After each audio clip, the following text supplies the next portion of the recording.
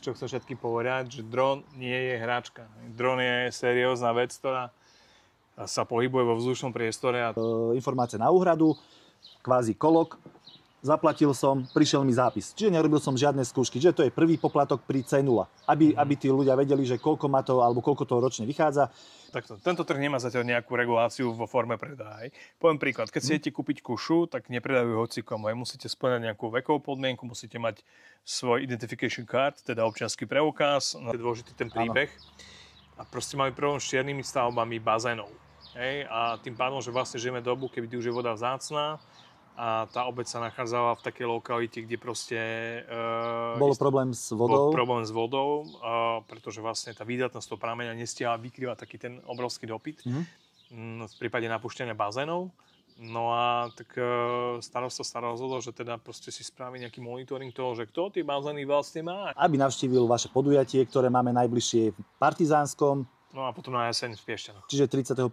mája, ak si dobre pamätám, v Partizánskom, potom na konci októbra. V polke októbra, 15. 16. október bude konferencia Dron, tak si je to odborné podať. Dobrý deň, moje meno je Marek Štrba, sledujete Stavebný magazín.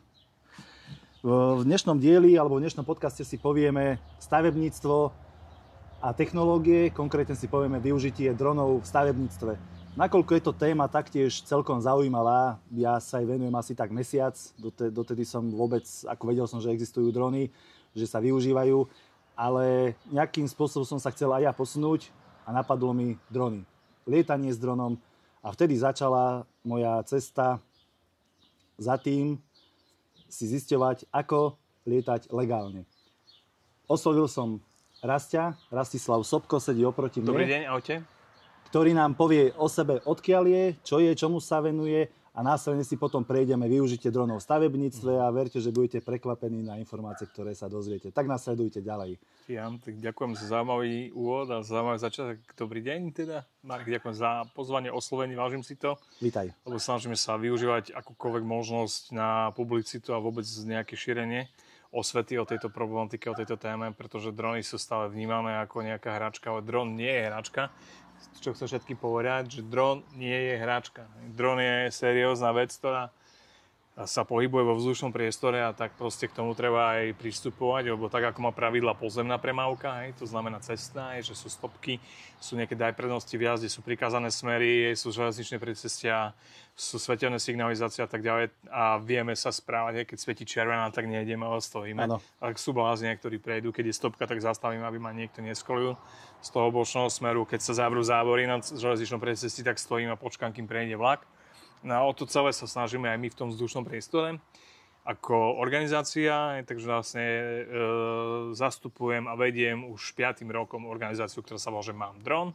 Sme občianske združenie, teda máme štatút občianskeho združenia a vlastne štandardne vystupujeme ako asociácia Mám dron z jedného prostého dôvodu, že je to viac sexy uchopiteľné, znie to ináč ako proste občianske združenie, lebo občianske združenie väčšinou pripomína nejaký problém, alebo sa s tým spájajú, ľudia sa združujú, keď sú nejaké problémy a my sme sa združili, aby sme proste veci posunuli dopredu. Aby ste vzdelávali. Čiže vaša úloha vlastne je aká? Za akým účelom ste vznikli? Primárne sme vznikli za tým účelom, aby sme v podstate edukovali dronovú verejnosť, lebo neviem, či Marek viete, alebo neviete, ale na Slovensku je zhruba 30 000 dronistov, cca plus minus. Oficiálne alebo neoficiálne? To sú informácie, na Slovensku neexistujú oficiálne dáta. Jediné dáta, ktoré sú k dispozícii, sú dáta naše, pretože prevádzkujeme aplikáciu Mám dron, ktorú už dnes používa zhruba 10 000 pilotov. Aplikácia je voľne stiahnuteľná a vlastne slúži na bezpečný pohyb vo vzdušnom priestore, o to si ešte povieme. Takže vlastne nejaké dáta máme od zhruba 10 000 užívateľov alebo pilotov dronov, ktorí používajú našu aplikáciu na bezpečný pohyb vo vzdušnom priestore, no a o zvyšku nevieme viac menej nič. Takže nevieme, kde lietajú, ako lietajú, s kým lietajú, kedy lietajú, vedia lietať, nevedia lietať, vedia, kde môžu, vedia, kde nemôžu. Nikto netuší. Ja rozdeľujem drony tak, že majú kameru, nemajú kameru. Čiže bavíme sa o takých tých malých, lebo teoreticky spomenuli sme, že sú hračkárske, čiže... Nie sú hračkárske drony. Dron nie je hračka. To sa asi nezhodneme, no. Áno, bolo to ako na školeniach, alebo aj čo som pozeral rôzne propagačné videá, tak boli spomínané, drony pre deti, že sú vlastne bez tej kamery, že to sú kvázi hračky, kde nepotrebujeme kvázi nič. Ja na toto poviem jeden príklad, ktorý sa stal v Poľsku, alebo v podstate to video, ktoré proste vzniklo v Poľsku 2 roky dozadu na našej odbernej konferencii Drontex, ktorú ako organizácia realizujeme, tak naši poľskí kolegovia premietli také video, kde otec kúpil svojmu synovi dron, hej, hračku, hej, tak jasne, chalan si ešte zalietať, čak predsa zapnem, hej, dron sa vykalibruje, vzlietne. No a ten problém bol v tom, že vlastne oni bývali v blízkosti nemocnice, kde bol heliport, kde pristával záchranársky vrtuľník v tom danom čase, mal na palube 6 ľudí, hej, s posádkou, plus neviem koho neslo, a to jedno. A vlastne vnútro tej nemocnice bolo opostavané lešiny, pretože nemocnica bola v rekonštrukcii. A ten vrtuľník záchranársky, keď pristával na ten heliport, tak za jednou vrtuľníka zachytil ten maličký dron. Samozrejme, tá vrtuľa sa zničila, vrtuľník chytil rotáciu, začal padať, zhodil celé lešenie. Hej. Hračka, hej, malý dron, hej, takže preto dron nie je hračka. A to je aj taký apel na rodičov, hej, že keď chcú kúpiť svojmu dieťaťu dron, tak v prvom rade oni by mali ovládať nejaké základné veci, kedy môžem lietať, kedy nemôžem lietať, kde môžem lietať, ako môžem lietať a či vôbec v danej lokalite môžem lietať. A mali by mať proste nejaké tie základné informácie a skilly s tým lietať a potom to ukážem tomu dieťaťu. Lebo aj auto si nekúpite a nemáte vodičák. Teda sú kaskadéri rôzni. Ale najprv chodíte proste do autoškoly, máte nejakú teoretickú prípravu, máte nejakú praktickú prípravu, chodíte na jazdy, potom máte skúšku teoretickú, musíte ju spraviť, potom keď ju spravíte, tak idete na jazdu a keď ju spravíte, tak vám dajú papier na to, hej? A máte vodičák. A o toto sa proste nejakým spôsobom snažíme my našou činnosťou, že vlastne ako keby že vychovávame, edukujeme a vzdelávame tú dronovú verejnosť, tých dronových pilotov v tých základných veciach, aby proste mali informácie, aby vedeli, keď už niečo neviem, aspoň kde to viem zohnať. Začali sme s takým edukatívnym formátom, ktorý sme v podstate vytvorili a priniesli na Slovensko. Vôbec my sme ho ako kebyže celý vymysleli. Volá sa to, že ako sa stať pilotom dronu a bezpečne lietať. Je to seminár, ktorý bol veľmi úspešný. Urobili sme 7 alebo 8 takýchto seminárov naprieč Slovenskom. A vlastne vyvzdelali sme zhruba do 1000 pilotov. Hej. Ale to je omrvinka z toho, čo tu je. Hej. Lebo na tom seminári máte nejakých do 60-70 ľudí, to musí byť kontaktné, hej. Že proste nie je to koncert, ako je kapel, ide 10 000 ľudí, ale ide o to, aby tí ľudia dostali informácie, aby si mohli tie veci chytiť, vyskúšať, aby tam bol priestor na diskusiu a tak ďalej. Na tento formát sa nám veľmi osvedčil, no a takto proste sme chodili z mesta do mesta a viac menej sme sa snažili v každom regióne Slovenska nejak zaparkovať a niekoho vzdelať. Takže tomu sa venujeme, no a potom ešte stojíme za odborným podujatím za medzinárodnou konferenciou Drontex, kde máme za sebou 3 úspešné ročníky, pripravujeme 4., ktorý bude na jeseň v Piešťanoch, ale to je podujatie, ktoré je určené pre odbornú a biznisovú verejnosť, nie pre hobby, ale samozrejme, keď niekto príde, je vítaný. Super, vieme sa nejak viac dozvedieť, o čom vlastne, kedy bude ten Drontex, dátum, miesto, informácie? Samozrejme vieme, Drontex bude 15. a 16. Oktobra 2025 v Piešťanoch, v Národnej kultúrnej pamiatke Elektrárna Piešťany. Je to proste už miesto, kde v podstate sme stávicou s našim programom. No a čo sa týka témy ako takej, tak teraz ešte vlastne pracujeme na tom, aká bude nosná téma tej konferencie. Minulý rok to bola v podstate bezpečnosť ako taká. Sice bezpečnosť je veľká téma, lebo vieme, že tu na vedľa v susednej krajine prebieha neskutočne hrozný konflikt vojnový, takže tá bezpečnosť má svoj zmysel. A ten prvý deň bol venovaný špeciálnym operáciám, špeciálnym dronovým misiám, takže vlastne snažíme sa v podstate priniesť aj na Slovensku a do tohto regiónu V4 všetko, čo nejakým spôsobom je aktuálne, moderné a atraktívne v tom dronovom priemysle ako takom. Takže to sú naše hlavné činnosti. Rozumiem. Ja sa vrátim trošku späť. Bavili sme sa o tých dronoch a dostupnosti. Pred pár rokmi, ani to nie je tak dávno, možno 5 rokov dozadu, tá dostupnosť dronov bola trošku iná. Dnes vyslovene nám stačí koľko? 100 eur a vieme si kúpiť dron s kamerou a vieme s ním lietať. Takúto strednú triedu vieme mať cirka za 200-300 eur. Dneska objednám, zajtra ju mám doma. Hej, ráno v Auza boxe máš, hej, tak to kričí tá reklama. To je síce super. Ja som ale napríklad... aby som nebol ako keby, že nejaký deštruktor. Ja si nemyslím, že toto je... takto. Tento trh nemá zatiaľ nejakú reguláciu vo forme predaja. Poviem príklad. Keď si idete kúpiť kušu, tak nepredajú hocikomu. Musíte splňať nejakú vekovú podmienku, musíte mať svoj identification card, teda občiansky preukaz. Na základe toho vám predajú, vás zaregistrujú a vedia, že Marek Štrba, bytom tam a tam, má kúšu o takýto typ a tak ďalej. Hej. Dron si môže kúpiť hoci kedy za akýchkoľvek okolností a to si myslím, že nie je správne. Lebo ten dron proste tak ako robí dobré veci, vie robiť aj zlé veci a nemáme tu momentálne žiadnu nejakú reguláciu toho, že kto vlastne si ten dron môže kúpiť. A skôr z pohľadu bezpečnosti tam vidím ten problém, že potom ľudia lietajú hoci kde, nad davom, nad zhromaždením, nad súkromnými obytnými priestormi, lietajú v blízkosti letísk a oni možno ani netušia, hej, a to je ten problém, že oni nemajú informácie, nehľadajú, nevzdelávajú, som si povedal, však môžem lietať a pozriem sa hore a idem do vzduchu, hej. A to je častokrát problém, hej. Takže myslím si, že takto, táto celá téma je na nejakom svojom začiatku a myslím si, že časom v podstate budú urobené nejaké mechanizmy a vôbec trh proste podľa mňa zavedie nejaké pravidlá, nejaké regulácie k tomu, keď sa to bude zahusťovať, aby v tom vzduchu bol priestor. Však zoberte si, že vlastne dnes tu máme proste nejakých cca do 30 000 dronistov a ten počet bude len rásť. Takže ako náhle sa bude ten vzdušný priestor zahusťovať, tak proste tam bude musieť byť regulácia, jednak regulácia, jednak nejaké pravidla, nejaké riadenie toho celého a tak ďalej. Ono postupne pribúdajú regulácie v rámci celej Európskej únie. Od 2004 tam boli nejaké zmeny, tuším, a členské štáty si to zjednocujú. Nakoľko a ja som tiež sa registroval, mám zápis na leteckom dopravnom úrade, na leteckom dopravnom úrade, lebo mám taký príbeh, že sa bavil so známym a sme sa bavili o dopravnom úrade, on išiel na dopravný úrad a hovorím, že kde si? No, že na dopravnom úrade, ale na akom dopravnom úrade? No, že tam a tam, hovorím, ale je tam letecký úrad, je tam napísané, že letecký úrad, že nie, že dopravný úrad, že na policajnom. Takže ako... No, to je to, že proste chýba tu nejaká základná osveta, hej, že to je, keby ste si šli na kriminálku vybavovať vodičák, hej, to je presne tento príklad, hej. No však som na polícii, hej, ale vy ste na kriminálke, a vy nevybavujete vodičáky? Nie?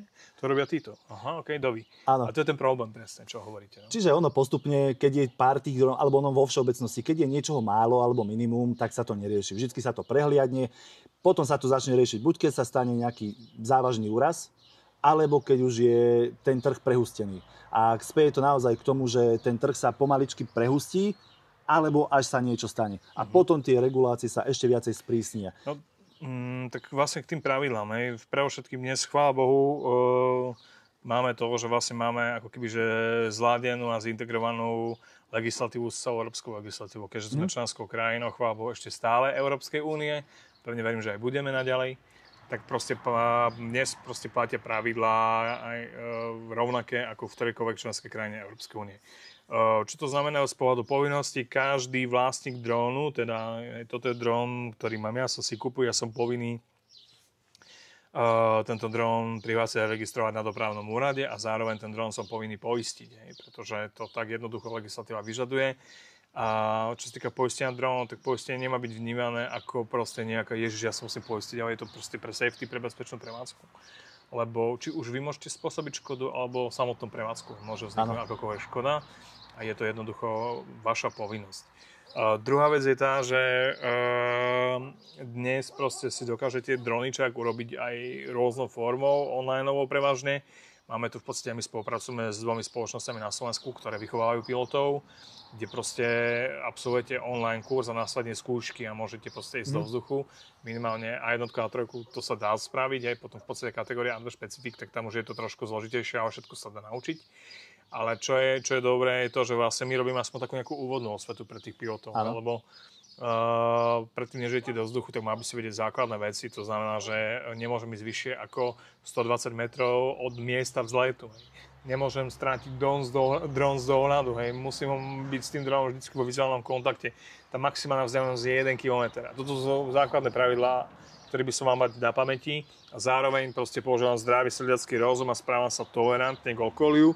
Keď vidím, že som v zastávanej oblasti, ale proste je to nejaká hustá premávka, tak tam proste nebudem lietať. Hej. Iné, keď sa robí nejaká produkčná televízna výroba, tak na to sa dajú vyžiadať nejaké povolania, ale tak proste svojvoľne si lietať halabala jednoducho nemôžete. Druhá vec je, že proste potrebujem rešpektovať napríklad také veci, že nemôžete lietať v rôznych chránených oblastiach, v národných parkoch. Od 3 vyššie. Áno, presne tak, od 4. Od 4, pardon. Pretože vlastne má to svoje opodstatnenie. Napríklad samica, keď hniezdí na vajíčkach a vlastne ona dron vyhodnotí ako predátora, ona opustí hniezdo a napríklad nevyliahnu sa mláďatá, hej. Áno. Zároveň tí dróny proste vydávajú nejaký zvuk a tak ďalej a tí zvieratá to plaší, hej. Ale zase napríklad dróny sa využívajú aj v poľnohospodárstve, v prípade žatvy. Keď proste už má prichádza žatva, tak mnohí poľnohospodári už pochopili, že proste predtým, než vyjdú s kombajnom na pole, tak vlastne nechajú drónmi prelietať tú danú plochu, lebo vlastne tá vysoká zver, ktorá je ukrytá v tej pšenici alebo v tom žite, tak vlastne ona ten dron vyhodnotí ako predátora a prirodzene ujde. Lebo ona kombajn počuje, ale nevidí, ona zalahne a ten kombajn ju zomelí. A ten objem tých usmrtení je obrovský, tých zvierat. Ja som myslel, keď som o tom videl nejaké... Češi majú to úplne vymakané. Nie sú tam termokamery, lebo ja som bol v tom, že vlastne sú to drony, ktoré majú termokameru a ktoré vidia. Čiže oni plašia, alebo oni vlastne snímajú? Oni plašia. Oni vlastne tie zvieratá počujú zvuk a tak ďalej, hej. Takže vlastne oni prirodzene ujdu, hej, no. A jasne, ten dron má aj kameru, takže ten operátor vidí, aha, tu máme, takže oni niektoré už vedia preniesť, vyniesť a tak ďalej, lebo väčšinou sú to mláďatá, hej. Lebo teraz je vlastne to obdobie, kedy sa rodia mláďatá a vlastne v období žatvy, čo je v auguste, čo je za 3 mesiace, tak to sú ešte proste maličké stvorenia.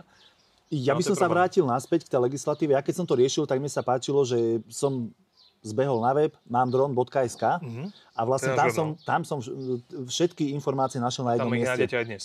Tam sú, ja som to riešil vyslovene pár týždňov dozadu, takže ak ste to neaktualizovali. Čo hovoríte na náš web, je zrozumiteľný, dá sa v ňom zorientovať. Našiel som tam všetko, lebo riešil som napríklad, teraz idem riešiť dopravný úrad. Áno, bum, tak som si pozrel legislatívu, cez tú legislatívu som si prečítal, do ktorej kategórie ja spadám, lebo ja mám myslím vlastne... si, že máme to celkom zrozumiteľné tam. Do 250 gramov, toto má 249, tak som si pozrel vlastne tú kategóriu, vyhodnotil som C0 a už som sa vlastne len preklikal, lebo tam prečítal som si, pozrel som si, preklikol som sa na dopravný úrad, kde som vlastne cez slovensko.sk urobil registráciu, tam ma vyšla 17,50. Ale to platíte štátu, hej? Áno, to vlastne, ja som to odoslal, prišla mi informácia na úhradu, kvázi kolok, zaplatil som, prišiel mi zápis. Čiže nerobil som žiadne skúšky, že to je prvý poplatok pri C0, aby tí ľudia vedeli, že koľko má to, alebo koľko to ročne vychádza.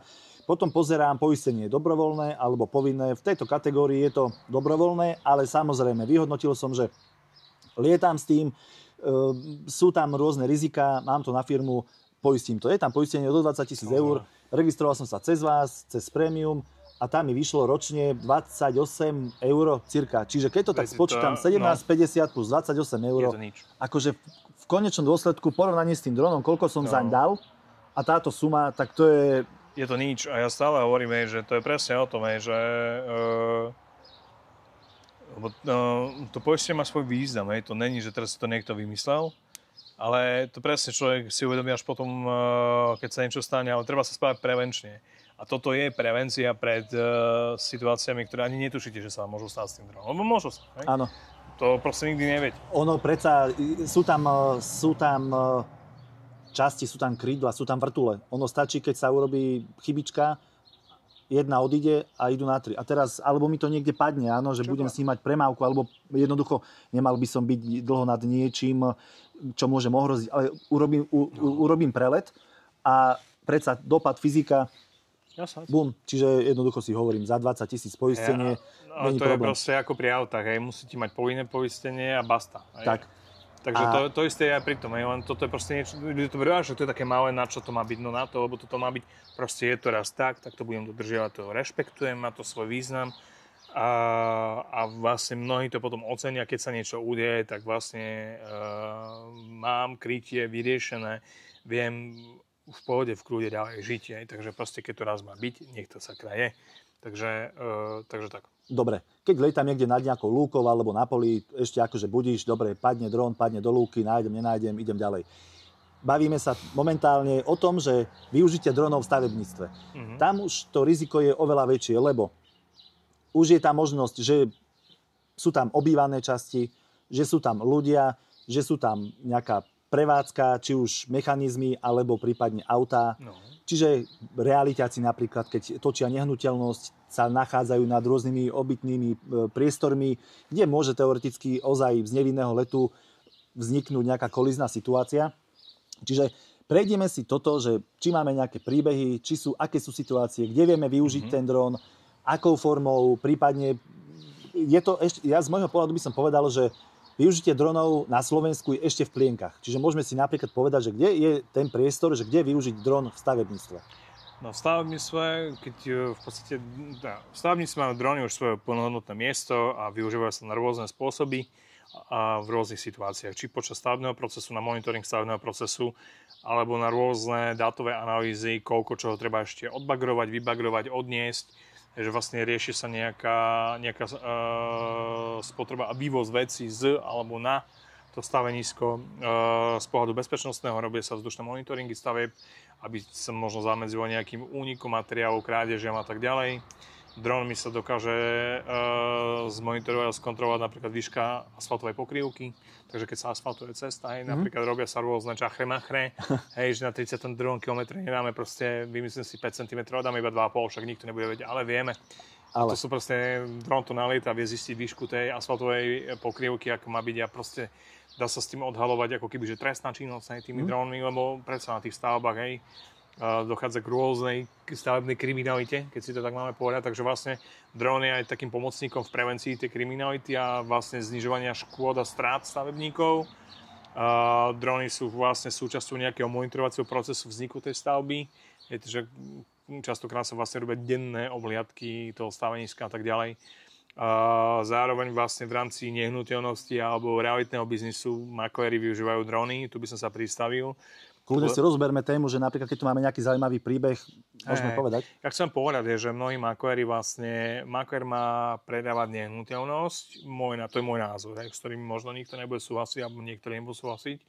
Má sa venovať predaju a všetko, čo s tým predajom súvisí, to znamená akýkoľvek vizuálny obrazový materiál, by mal byť dodaný niekým, kto tomu aj rozumie. Ale áno, sú makléri, ktorí sú hobbysti, dronisti, vedia si to spraviť, majú licenciu, papier, sú registrovaní, všetko v poriadku.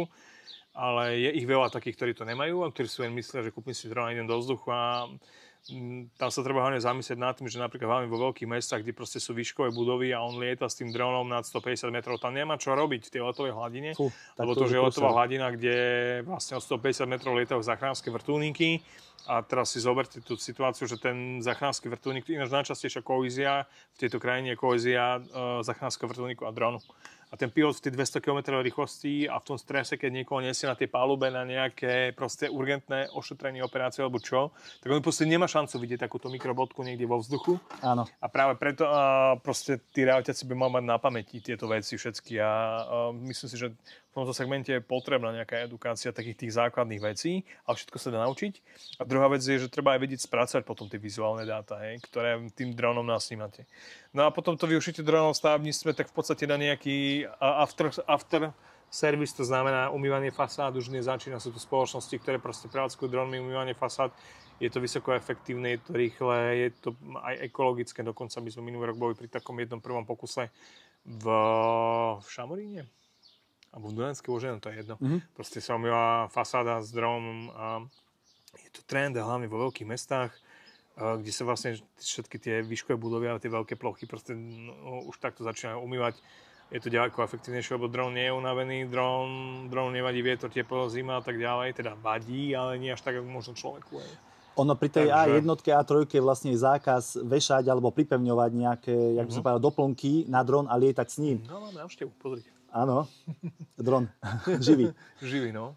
Ale keď už náhodou niečo na to zavesím, tak už tá legislatíva alebo tie podmienky sa potom menia. Čo vlastne tu, do ktorej kategórie nejak tak všeobecne to spadá, alebo aké sú tam, tie podmienky sú prísnejšie. No jasné, však hlavne sa to líši tým, že ako náhle máte nejaké zariadenie na drone, akékoľvek, či to je nejaký akékoľvek, bože, vám to príjeme sa vykoktať, akákoľvek kamera, akékoľvek záznamové zariadenie, obrazové alebo dátové, jednoducho už spáte do inej kategórie a proste tam sú presne podmienky. Musíte byť poistení, musíte byť registrovaní a jednoducho bez toho ani nikto by túto službu od vás nemal kúpiť. Hej, to je proste ako keď sa idete s niekým do taxíka, kto nemá papiere na to, že nemá licenciu a že nemá vodičák. A dokonca v tom aute má ešte zbraň. No napríklad. Lebo aj auto je vlastne zbraň. Jasné.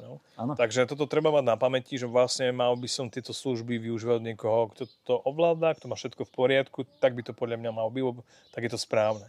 A za druhé vlastne akýkoľvek už zložitejší alebo väčší dron si vyžaduje nejaké zručnosti v tom pilotovaní a prosto tá meteorológia nie je sranda, je to dôležité mať nejaké aspoň základné proste informácie o tom, za akého počasia môžem, nemôžem lietať, ako sa to počasie rýchlo mení a tak ďalej, kde sa nachádzam, v akej oblasti. A ja potrebujem vedieť, vyhodnotiť nejakú tú základnú bezpečnostnú situáciu, aby som s tým dronom napríklad mohol vzlietať do nejakej výšky. Áno. Inak sa lietá cez deň a inak v noci.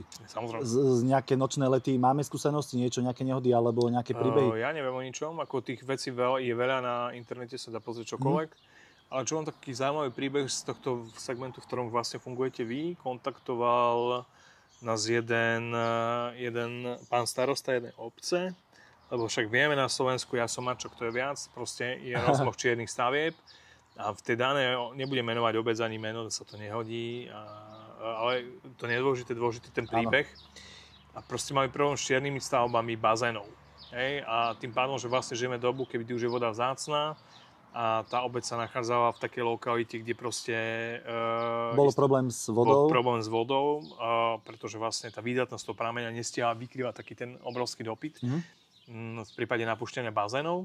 No a tak starosta sa rozhodol, že teda proste si spraví nejaký monitoring toho, že kto tie bazény vlastne má, lebo ja keď sa rozhodnem, že to starosta príde, tak ja to nepustím a tu môžu mať obrovský bazén a nikto to nevie.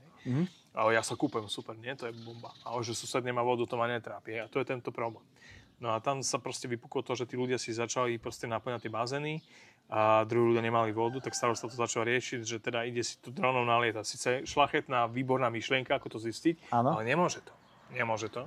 Lebo to musí mať nejaký oficiálny postup. On keď chce urobiť takúto ako keby že dronovú misiu, tak on musí kontaktovať pre všetkým stavebný úrad. Ten stavebný úrad musí kontaktovať dopravný úrad, ktorý musí vydať povolenie, musí určiť špecialistu, ktorý to urobí a takto môžu vykonať takúto obliadku, že to má svoje postupy. Takže to nie je tak, že teraz ja som starosta dediny, idem si kúpiť dron, večer si ho objednám na Alze rána, ho mám v Alza boxe a poďme. No, ja tu vidím ešte aj dokonca narušenie súkromia, lebo nemôžem taktiež lietať, už keď mám aj všetky tie povolenia, ktoré mám mať, a spĺňam to. Pozriem si aj tú letovú zónu, spĺňam všetko. Záleží, za akým účelom lietate, že keď riešite, vyšetrujete niečo, je to iné. Áno. Ako keď vy ako z voľného času a z nejakej vlastnej roztopaše, idem sa popozerať, čo je na záhrade. Idem susedu pozrieť, to nemôžete, čo robí. No presne tak, to nemôžete. To sú proste tie veci, ktoré by mali rešpektovať každý dronista. Ja stále hovorím, že keď som v tom vzdušnom priestore, má sa chovať zodpovedne. Mám rešpektovať súkromné druhých ľudí, mám rešpektovať výšku, v ktorej lietam, mám rešpektovať dohľadnosť toho dronu a taký proste základný zdravý sedliacky rozum. A som vo vzduchu, kde sú aj iní, sú tam parašutisti, paraglidisti, vetronisti, leteckí modelári, na koho som zabudol, klasická letová premávka, záchranské vrtuľníky, takže proste ten vzdušný priestor napríklad vlastne je celkom zahustený. Vojenské oblasti. Takže, no samozrejme, to je druhá vec. Sú oblasti, nad ktorými nemôžem lietať, na to slúži napríklad naša aplikácia, ktorá v podstate vás informuje, keď idete lietať, tak si vyžiadate letovú zónu v tej aplikácii a na základe toho, kde ste, tak tá aplikácia vám vyhodí informáciu, že áno, tu môžeš lietať, všetko je v poriadku, alebo nemôžeš lietať, vypíše vám druhy konfliktov, ktoré vlastne na tej danej zóne alebo v tej oblasti sú, čo máte robiť, komu máte zavolať, akú žiadosť si máte kde čo stiahnuť a vám povie. Takže, alebo sa nachádzate v takom stupni ochrany, nemôžete tu lietať. Chválim, využívam to a hlavne vidím napríklad, či už sú to nebezpečné zóny, napríklad Duslo-Šala. No jasne, lebo vy to nemáte šancu vedieť, že to sa nedá. Išiel som točiť napríklad, čo sa pripravuje teraz, obchvat od Šala Galanta, tak tam som videl tiež pekne, bum. Potom zóny vysokého napätia napríklad, ochranné miesta, áno. Čiže potom napríklad, ako sú rôzne malé letiská, tak tiež pristávaciu a štartovaciu dráhu, že ten let, že či sa nachádzam v tej oblasti, alebo som mimo. Čiže naozaj tých oblastí, čo človek laik, ktorého to nenapadne, tak stačí, keď si pozriem tú aplikáciu a hneď vidím, že či som v zelenom, alebo je tam pozor, risk. No presne tak. Od toho tá apka je. Ako často ju aktualizujete? Čiže sú tie dáta stále aktuálne, áno? No, snažíme sa to aktualizovať, lebo každá tá aktualizácia je dosť veľa peňazí. A my sme nezisková organizácia, my sme občianske združenie, takže vždycky, keď máme nejaké zdroje, tak sa snažíme urobiť tú aktualizáciu. Takže keď chcete nám pomôcť a chcete, aby bola apka vždy aktuálna, budeme radi. Keď nám dronisti pomôžu aj v tomto smere. Koľko je organizácií takých, ako ste vy na Slovensku? Jedna jediná. To sme my. To ste vy. Tak ale to je paráda, nie? Veď máte monopol. Máme monopol, aj nemáme. Neviem, že či to je dobré. Ono celkové takto. Táto téma, vlastne my túto tému už ťaháme 5. rokom. Snažíme sa vlastne robiť pre tú dronovú verejnosť od edukácie, teda vzdelávajúcich aktivít, rôzne iné aktivity. Popularizujeme tú tému, snažíme sa proste ten dronový priemysel nejakým spôsobom podporovať a rozbiehať a dávať ho do popredia, tlačiť to, chodíme do Tolerana, do rôznych diskusných relácií.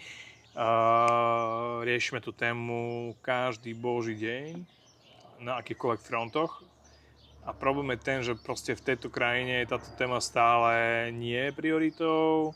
Ja to poviem napríklad, v Čechách to funguje senzačne, tam je proste to prepojenie štát a jednotlivé autority, ako je řízení letového provozu, ako je proste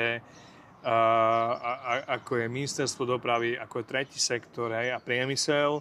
Perfektne sú prepojení. Je tam národný projekt, ktorý sa volá, že letejte zodpovedne. Je to celonárodná kampaň. Ten projekt má svoj web, kde oni proste edukujú, majú to vymakané správne, stojí za tým štát to podporuje to vzdelanie tej obrovské masy. V Čechách je 3-krát toľko pilotov, ako u nás. Takže proste je to veľká masa už ľudí, ktorá potrebuje mať informácie, ktorá potrebuje podporu a tam to krásne všetko funguje. Tak u nás funguje Figa Borová. My konsolidujeme. No to k tomu ani sa nejdem, to môžeme urobiť samostatný diel. Ale u nás je Figa Borová, som 4,5 roka v tomto. Za 4,5 roka sa v tejto krajine spravil akurát jedna jediná vec, a to, že sa prijal letecký zákon, novela leteckého zákona minulý rok, lebo sme boli poslednou krajinou, ktorá to nemala správené v rámci Európskej únie. Boli sme na chvoste, bola to hanba a konečne sa minulý rok dokopali k tomu, že to urobili. Takže toto bola jediné pozitívum, ktoré spravili, ale tento štát, táto krajina, bohužiaľ, to nie je, že idem na niekoho kýdať, nerobí nič. Nerobí absolútne pre tú verejnosť nič. Aktivity, keď sa tu niečo deje, tak to zastrešujeme my ako OZ-ko. Samozrejme, my máme svoje možnosti a kapacity a tak ďalej a snažili sme sa proste o rozbeh rôznych fóriem spoluprác s autoritami a tak ďalej. Ale tu nie je o to záujem proste. A poviem úprimne, ja už ani nepatrám po tom, že prečo proste. Pokiaľ máme silu, tu proste budeme ťahať a robiť a ešte z nás to zatiaľ stále bavia, aj to sa čudujem. Hej, lebo proste to, keď sa pozriete do Čiech alebo do Poľska, to je obrovský rozdiel. Tam tá spolupráca medzi jednotlivými, ako keby, že tými sektormi toho dronového priemyslu, hej, to znamená štát, akademická obec, priemysel, hej, autority, je brutálna spolupráca, u nás proste nič. Čiže vy vlastne suplujete kvázi štátne orgány alebo inštitúcie. Presne tak. Áno, či keď aj tí starostovia niečo riešia, alebo firmy, všetci tak vlastne ozývajú sa. Všetci chcú všetko od nás. My robíme vzdelávacie semináre pre pilotov, my robíme aktivity pre verejnosť, my robíme odbornú konferenciu. Sa mi zdá niečo koncom mája teraz, lebo dneska natáčame je 22. mája. Koncom mája by ste tam, vieme tiež niečo k tomu povedať? Koncom mája, keď všetko dobre dopadne, dúfajme, že áno, tak mal by byť historicky prvý dronový festival na letisku Partizánskom. Je to edukatívny festival, to znamená, že nebudú tam kapely, ale bude tam špičkový program. Máme tam prosto niekoľko druhov veľmi zaujímavých workshopov. Príde meteorológu Miriam Jarošová, ktorá bude prednášať o meteorológii a dronistike. Super. Úplne proste, ona je ináč špecialistka na leteckú meteorológiu, takže ona je jedna z najuznávanejších odborníkov na meteorológiu letectva. A budeme tam mať frajerov, ktorí budú hovoriť o tom, ako natočiť dobré video a dobré fotky, ako to celé spracovať, takú tú postprodukciu. Budeme tam mať proste cestovateľa a dokumentaristu, ktorý proste prešiel dronom desiatky krajín a bude hovoriť o tom, ako sa zbaviť z dronom na dovolenku, čo môžem na letisku, čo nemôžem, aké rôzne nepríjemné situácie ma čakajú, na ktorých európskych letiskách, či musím rátať, či nemusím rátať. A do ktorých krajín môžem vlastne ísť s dronom, lebo aj to je tiež samostatná kapitola. Tak, hej. Budeme tam mať rôzne druhy odborných prednášok, budete mať ukážky, bude to celé také celodenné. A opäť to robíme my OZ-ko. My nie sme komerčná firma, my sme proste občianske združenie, ktoré to máka od rána do večera na nejakých veciach. A sme rádi, baví nás to a je strašná škoda, že nemáme žiadnu podporu od autorit v tejto krajine. To ma veľmi mrzí. Vrátim sa, hovoríte z Partizánske, dátum? 31. mája, budúcu sobotu. Čiže 31. mája, dúfam, že vyjde počasie. Dúfame my. Dúfam, že Miriam Jarošová, tak snad áno. Slniečko bude svietiť, vetor fúkať nebude. A vetru sa nebojíme. A vstupné, alebo ako to je? Napríklad Je to mám záujem, no. musím sa registrovať, alebo... Na webe mám dron, je vlastne v menu taká že časť, že sa volá, že EduFest. Tam si prečítate podmienky účasti, registráciu. Samozrejme, áno, je to platené podujatie, lebo však my s tým máme spojené náklady. Od prenájmu letiska cez všetky veci, plus v cene vstupného máte kompletný program, plus kompletný celodenný catering s obedom. Hej, takže je to proste... Čiže mám dron. Môžem si ho doniesť, budeme lietať, alebo dron nechám doma? Dron necháte doma, ale pokiaľ máte papier, môžete si ten dron priniesť, to nie je problém. Plus budeme tam mať ináč špičkový workshop, ako sa starať o dron. Takže kľudne si môžete zobrať dron a prísť. Alebo budeme tam mať chalanov z internetového shopu Drone Republic, to je vlastne najväčší internetový predajca dronov a oni majú aj najväčší servis za drony, takže oni budú mať takú namieru robenú prednášku, ako sa vlastne starať o dron. Nastrikám vedečko a fičím ďalej, napríklad, to je jedna z vecí, hej, tomu hovoríme, že... Toto ma celkom zaujíma, že vlastne aká údržba len bohužiaľ. To som že rýchla chirurgia, ale budeme mať potom aj takú podrobnú chirurgiu toho dronu. Lebo nie vždy si musíte hneď kúpiť nový, lebo dá sa to vyliečiť proste, tak budeme o tom hovoriť. Prídu tam proste dronoví chirurgovia v úvodzovkách. Áno. A chalani bratia Kovačikovci, ktorí sú v tom naozaj zbehli a venujú sa tomu 12 rokov. Prešlo im tisíce dronov cez ruky, takže kto iný by mal o tom hovoriť ako nie oni. Takže naozaj budeme tam mať také osobnosti ako v zmysle fachmanov, hej, áno, že tam proste budú vedieť. Z tej dronovej oblasti. Takže ľudia uvidia, dozvedia sa, budeme mať ukážky, budeme mať súťaž, budeme tam mať zaujímavú súťaž vlastne, ako som spomenul, že budeme tam mať cestovateľa, ktorý prešiel zhruba 30 dronových destinácií po svete a bude treba pozorne počúvať a vlastne po tej diskusii s ním bude taký kvíz a keď správne odpoviete, tak môžete vyhrať letenku na Filipíny. A to už si myslím, že je celkom pecka. Lietadlom alebo dronom? Lietadlom a s dronom. Výborne. Takže snažíme sa proste robiť pre tú komunitu naozaj veľa. Dáme do toho svoj čas, srdce a všetko, čo sa dá. No a len proste trošku ma proste tak mrzí, že je taký ako keby, že malý záujem o to všetko. Že mnohí len očakávajú, ale nechcem sa sťažovať, len konštatujem situáciu a že trošku priložiť polienko do ohňa, aby sa vám zišlo. Tak to poviem. Dobre, keby sme chceli spolupracovať, alebo keby niekto mal záujem spolupracovať, čo treba urobiť, alebo ako formou? Nech príde na náš web, nech nám napíše. OK, alebo príde napríklad na nejaké podujatie? Nech príde na naše podujatie, nech nám zavolá, my sa stretávame, neodmietame žiadne spolupráce. Tí spolupráce máme si myslím, že pomerne dosť, naprieč krajinou alebo aj v regióne V4. Takže prečo nie? A veľmi radi sa s každým stretneme. Dobre, že toto by bola taká tá teoretická časť, tá praktická časť napríklad viete poradiť aj konkrétne s dronmi, že viete napríklad nasmerovať, či už vy priamo, že máte nejaké drony na výber, viete urobiť ukážky, alebo to už máte partnerov, máme vlastne firmy, s ktorými už dlhodobo spolupracujeme a pokiaľ príde nejaký dopyt na našu stranu, že pomôžte mi, chcem si kúpiť a tak ďalej, tak my ho už odtrafikujeme na konkrétne firmy, ktoré sa venujú podľa segmentácie, hej. Lebo je iné, keď potrebujete kúpiť nejaký dron na vizuálny monitoring a iné, keď potrebujete drona napríklad na nejakú postrekovú činnosť, hej, či už vinohradov alebo sadov a tak ďalej. Zavialo ma, tento týždeň to bolo, som nevedel, že niečo také existuje, volá sa to, že Matrice.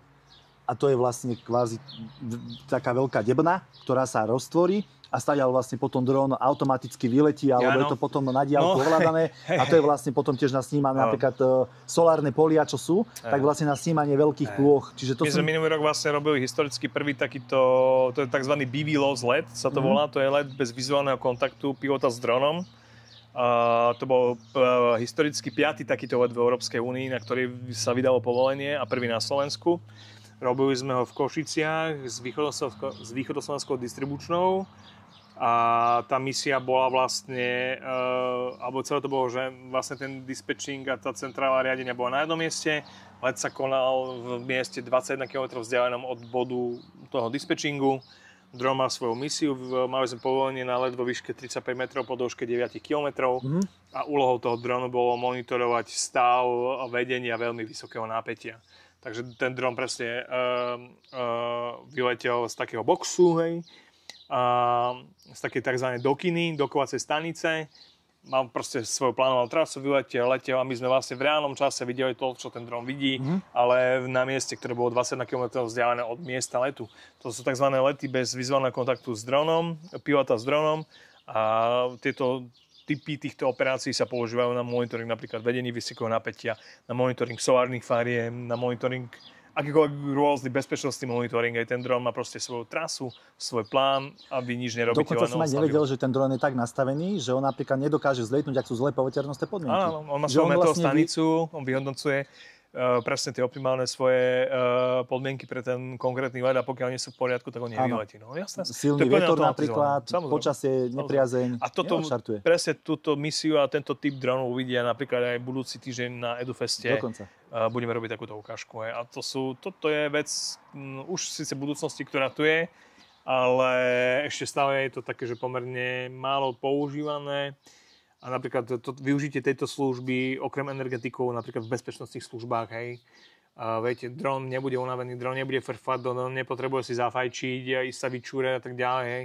Proste ten dron vie robiť ten monitoring toho areálu do nekonečna, jak vy budete potrebovať, hej. Čiže vlastne stačí mi jeden operátor a viem s ním urobiť dosť mať jeden veľkú operátor a ľudí, ktorí prácu. potom pracujú s vyhodnocovaním tých dát a vedia robiť z toho rôzne výstupy, analýzy, príjmať nejaké rozhodnutia a riešenia. Tak, spomenuli ste budúcnosť. Ja by som na to doplnil, že budúcnosť dronov. Kde vidíte tú budúcnosť napríklad v to využitie v tom stavebníctve, že kde by, ako cestou by sa to mohlo vyvíjať a nejak to rozvinúť? No tak vlastne, keď si zoberiem, že kde všade sa už dnes drony používajú, tak zase nie je to taká neznáma, lebo sú integrované v rôznych odvetviach priemyslu, od skladového hospodárstva, kde vlastne sa drony využívajú na inventarizáciu tovarov a čohokoľvek, čo treba zrátať, až po rôzne druhy monitoringov. A záchranné zložky alebo akékoľvek, či už požiarníci, policajti, vojaci používajú drony, hej, na monitoring rôzneho druhu, prevažne súvisiaceho s bezpečnosťou. No a potom, keď si zoberiem ako keby, že z takých tých spotrebiteľských vecí alebo služieb, ktoré nám občanom môžu uľahčiť život, tak veľká téma a obrovský trh je delivery. Ako také, hej, doručovanie. Doručovanie vlastne, akože náhrade nejakých kuriérov, alebo teda... No, napríklad z bodu A do bodu B, teda preprava tovaru z bodu A do bodu B. A to je obrovský trh a perfektne to funguje napríklad v Afrike. Všetci sa pýtajú, že v Afrike, hovorím, no v Afrike môj kolega vlastne bol na takej misii v decembri minulý rok, teda tento december, čo bol, strávil mesiac v Gáne, kde proste bol v takom už našej partnerskej spoločnosti, s ktorou vlastne organizujeme nejaké veci. Budeme aj s nimi v tento rok niečo, proste mať nejakú spoluprácu a on tam bol vlastne v takom tom ich DP, odkiaľ vlastne vylietajú tie dróny a tam sa drónmi distribujú vakcíny, krvné vzorky, lieky, akýkoľvek medicínsky materiál, pretože tam nie je cestná infraštruktúra. A tým dronom to dokážu preletieť za 10-tinový čas a doručiť to z bodu A do bodu B veľmi rýchlo, ako by mali ísť po tých ich rôznych cestách. A keď sa zoberieme, že tam obdobie dážďa, obdobie sucha, tak tá stálosť toho vozového povrchu nie je proste dobrá a tými dronmi to proste robia veľmi perfektne, veľmi efektívne a v porovnaní aj veľmi lacno, v porovnaní s klasickou dopravou. Denne tam robia 100 takýchto letov. Aby som ešte podotkol asi aj bezpečnosť, lebo vieme, že tie africké krajiny sú tiež také, aké sú. Čiže vlastne tu odpadá to riziko, že vlastne vzlietnem a idem v určitej výške a vyslovene, pokiaľ niekto nevie, nepočuje, nevidí, čiže vie sa to prepraviť úplne bezpečne, hlavne rýchlo, že vzduchom a idem. Takže toto je jeden obrovský trh delivery, proste akéhokoľvek formátu, čokoľvek a preprava. Proste potom máme tu nákladné drony, ktoré vlastne budú slúžiť na prepravu nejakých väčších materiálov alebo väčších objemov, ťažších vecí. A všetko je aj trošku len také nejakej legislatíve. Európa je veľmi pomalá v tomto celom. Ázia ide neuveriteľným spôsobom napreduje. Tam už proste napríklad fungujú osobné drony a dronové taxíky, už beží testovacia premávka vo veľkých metropolách, kde sa proste sú nasadené dronové taxíky, ktoré prevážajú ľudí z bodu A do bodu B. Takže Afrika delivery. Kde vidíte dieru napríklad na Slovensku, že kde by sa mohli tie drony využiť? Nejak, že by bol ten priestor. Ja si myslím, že napríklad delivery, akýkoľvek forma doručovania, a to je veľká téma aj u nás. Jasné, že to má ako keby že nejaký geografický, alebo takto jednou z vecí aj geografia krajiny, hej. Je keď ste rovná krajina, keď ste hornatá krajina. Ale určite podľa mňa delivery minimálne v rôznych, ako keby že tých odvetviach, napríklad v tom medicínskom, by mohli poslúžiť na distribúciu z bodu A do bodu B, napríklad s nejakým medicínskym materiálom. Máme tu slovenský unikát, ktorý je tu na kúsok z Piešťan. Ja mu hovorím, že slovenský frajer Matúš Knáp, ktorý vlastne vytvoril a vyvinul historicky prvý rescue dron, ktorý vlastne dokáže doručiť napríklad defibrilátor alebo zdravotnícky balíček prvej pomoci do hmotnosti 2 kg.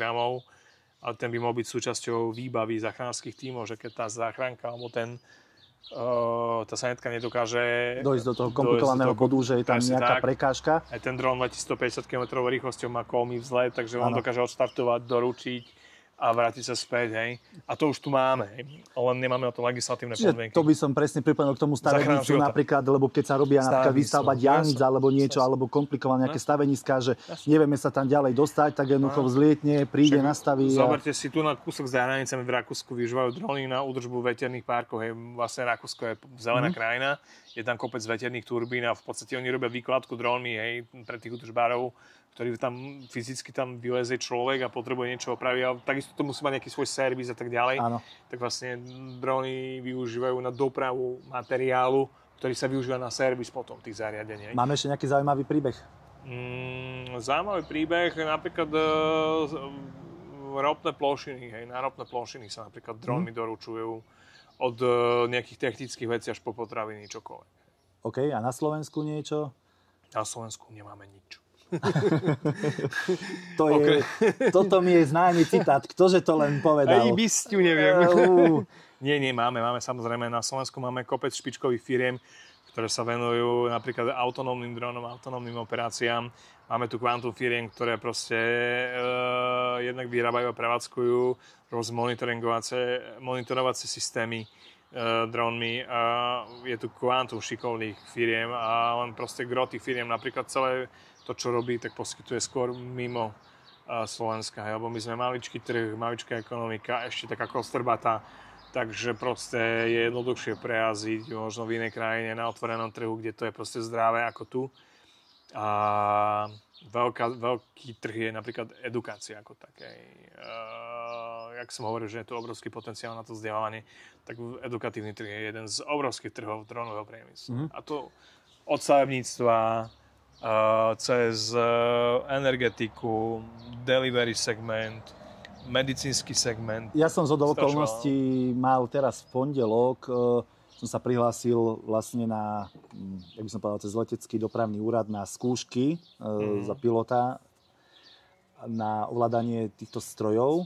No a aby som to absolvoval kvázi úspešne, tak som sa prihlásil na také školenie. No a tam to bolo online školenie a boli tam rôzni účastníci a každý sa mal predstaviť. No a taktiež vlastne tam spomínali, že kde využívajú tie drony, to som napríklad ani netušil, napríklad na postreky Komárov, popri hranici napríklad s Českom, popri Morave. Potom sú firmy, ktoré zo Slovenska chodia dodávať napríklad služby do Nemecka. Áno, čiže tu sa bavíme o tom, že ten medzinárodný preukaz vlastne... To sa chvála Bohu tomu dá, lebo títo nešťastníci prijali ten letecký zákon, ho schválili, lebo dovtedy sa to nedalo. Vy, keď ste mali firmu na Slovensku, tak to bol ten problém, že sme nemali implementovanú európsku legislatívu. Ano. Vy ako podnikateľ zo Slovenska ste nemohol sa uchádzať o zákazku napríklad v Nemecku alebo v Rakúsku. A popri tom v rámci Európskej únie. Chvála Bohu, prijatím nového leteckého zákona toto všetko padlo a sa tie veci dokalibrovali, dorovnali a dnes už ktorákoľvek firma, ktorá podniká na Slovensku, môže kľudne sa uchádzať o akúkoľvek zákazku v inej členskej krajine Európskej únie. Takže vlastne slovenskí podnikatelia boli diskriminovaní. Že aj preto my sme sa snažili tlačiť na to, však už sakra to schválite, príjmite, no len my sme mali páni na to. Spomínam legislatívu, sú tu nejaké pripravované zmeny v blízkej budúcnosti, bude sa niečo meniť? Tak na niektorých veciach sa robí, ale k tomu by som sa ani nerád vyjadroval, lebo nebudem zbytočne vzbudzovať nejaké nádeje v ľuďoch a keď proste vidíme, ako tie veci krkom lezú, skôr sa potešíme, keď sa to stane, tak potom o tom povieme. Ešte na záver napríklad nejaké najpoužívanejšie značky dronov na Slovensku, že čo výrazne vyčníva nad všetkými? Tak tento, čo máte vy tu. Tak ako DJI je market leader na svete. Podľa informácií, ktoré mám, tak majú nejaký 90% svetového trhu, takže asi DJI, no jasné.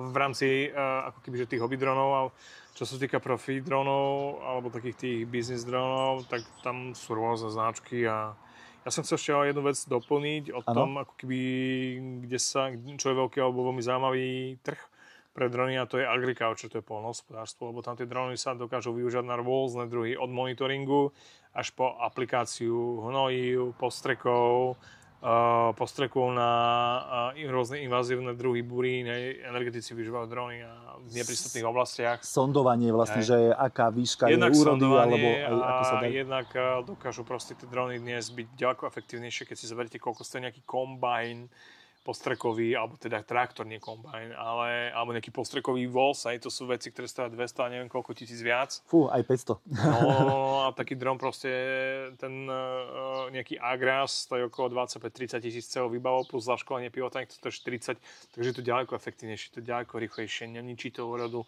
neujazdí to nejaký proste ten porast, a tie drony proste, ako som hovoril, nie sú unavené, nepotrebujú proste mať vynálad a tak ďalej, takže urobiť tú prácu vysoko, efektívne, rýchlo a ďaleko lacnejšie ako klasické metódy. A poľnohospodárstvo je jeden z obrovských trhov, lebo tam sú proste pestovatelia, vinári, sadovníci, kde tie drony dnes už naozaj nachádzajú svoje miesto a oni pochopili, že to je... Ja si myslím, že asi viac sa tí ľudia dozvedia, alebo ak nás pozeráte a zvažujete účasť, tak asi k vám na tých vašich podujatiach, kde aj priamo si môžu omakať, pozrieť, porozprávať, keď niekto premýšľa, aký si kúpiť, alebo prípadne ho už má, ale nenabral ešte tú odvahu, aby navštívil vaše podujatie, ktoré máme najbližšie v Partizánskom. No a potom na jeseň v Piešťanoch. Čiže 31. mája, ak si dobre pamätám, v Partizánskom, potom na konci októbra. V polke októbra, 15. 16. október bude konferencia Dron, tak si je to odborné podujatie a tam vlastne sa zíde taká to najlepšie z dronového priemyslu v regióne V4, teda zo strednej Európy. Takže sa oplatí prísť, je to dôvodňové odborné podujatie síce, ale takisto sa tam dá čokoľvek vidieť a veľa sa naučiť a dozvedieť. Dobre, náš čas sa blíži ku koncu. Ja ďakujem môjmu hostovi za, že prišiel. Vidíme sa na budúce. Majte sa. Dovidenia. Dovidenia.